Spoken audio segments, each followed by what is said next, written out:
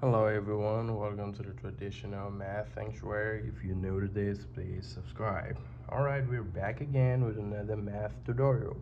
Alright, so today we're going to be working on finding the derivatives of these given functions. Alright, before we jump into it, I'd like to give you guys the blueprint in evaluating each one of these derivatives, because each one of them actually requires a different rule. All right, so let's start with the first one, which is a trig function, but also notice it's a composite function, right? Is it a function within a function? And when we have that, we're gonna have to apply the chain rule. All right, and whenever you have something in the form cosine of ax, right? Again, it's in the form f of g of x, right? With g of x being simply ax and f of x being the cosine of x. All right, whenever you have this, the derivative of such function is simply going to be cosine of ax is simply going to be, right, f prime, because it's in the form f of g of x, so that's going to be g prime of x, which is the derivative of g, multiply by f prime, and then you swap the x by g of x, f prime of g of x.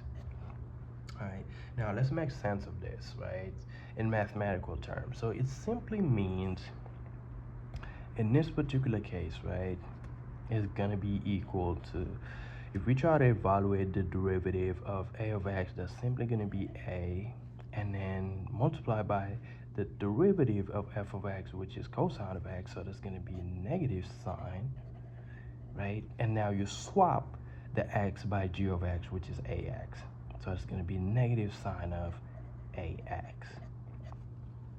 All right, so now let's apply the same rule for our first example, which is finding the derivative of cosine of 7x, right? So now that's going to be just following the chain rule, is going to be the same thing. Now we're going to find a derivative of 7x, which is simply 7 multiplied by, what is the derivative of cosine of x? Negative sine of x, right? But you swap the sine of x, the x by g of x, which is 7x, right? And that's it. So our final answer is negative 7 sine of 7x. All right, that's the result for our first derivatives. All right, so now let's move on to our second one, which is b. Now again, this is the different function, right? It's radicals. So now we're gonna have to apply a different rules. Now since this is the square root of x minus 4, it is equivalent to x minus 4 to the power 1/2. All right, and when evaluating the derivative of such function, u to the power n, that is simply going to be n, right? You bring the n down, u prime, the derivative of u to the power n minus 1. All right, so now let's go ahead and try to do that with our function. So our u is going to be 1/2, right?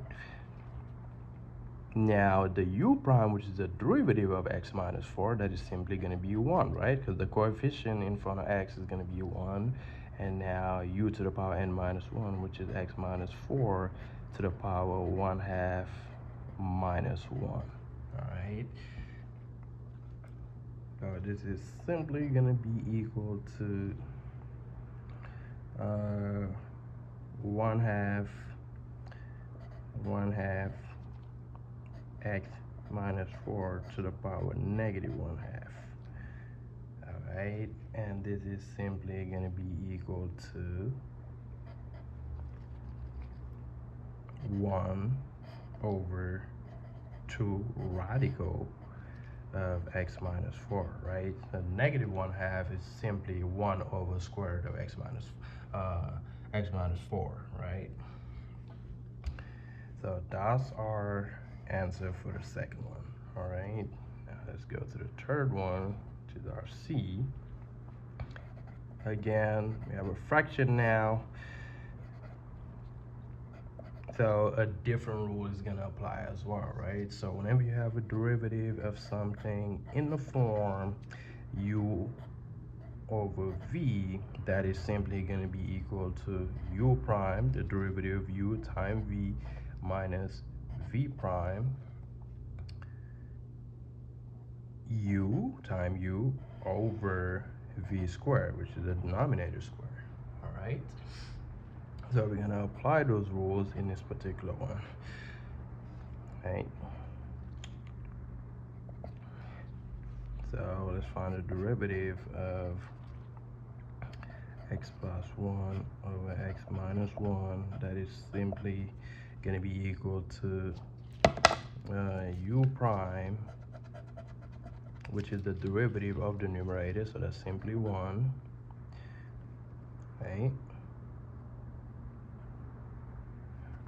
And then v, which is x minus 1, minus, be very careful, because there's a minus in between, right? It's part of the formula. Minus v prime, which is now the derivative of x minus 1, which is still 1,